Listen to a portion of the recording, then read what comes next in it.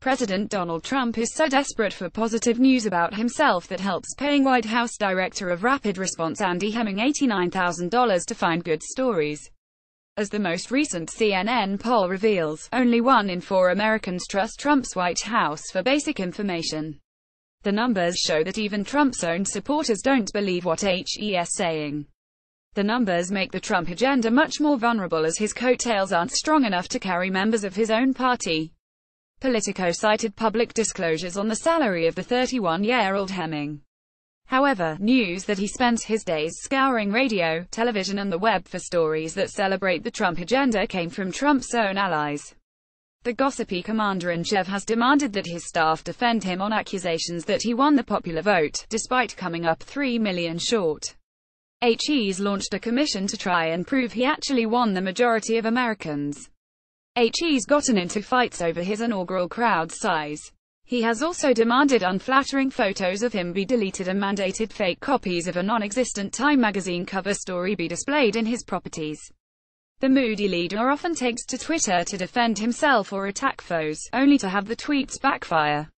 At times his defense can come from inaccurate or debunked information. Other times he fires off a tweet only to have it blasted and mocked by cable news pundits and the late-night comedians. As a result, staff have taken extreme measures to distract Trump and keep him from tweeting. After just a month in office, there were reports that Trump was miserable in the job and hated his staff. Months later, the top aide Jared Kushner wasn't feeling much better. Meanwhile, reports are that Melania Trump is miserable. Even Eric and Don Jr. are unhappy and desperate for the White House nightmare to end. Advisors are so fearful of how Trump might react that lawyers were brought in to monitor the president during a key hearing, prompting CNN commentator Phil Mudd to wonder if the lawyers would be sitting in the White House residence at 2 a.m. to stop the president from tweeting. It makes the role of the positive Trump news staffer all the more critical to impact the president's mood. It's an important role, former Trump spokesman Jason Miller told Politico of Hemming's role. There's so much good news that's coming out of this administration, that we have to continue pushing all of these positive messages ourselves to remind people there's a lot going on.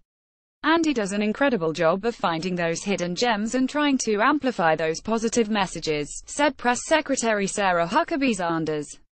He's quick, and I would say he has a very good pulse on what's hot, but also on what wasn't hot but should be.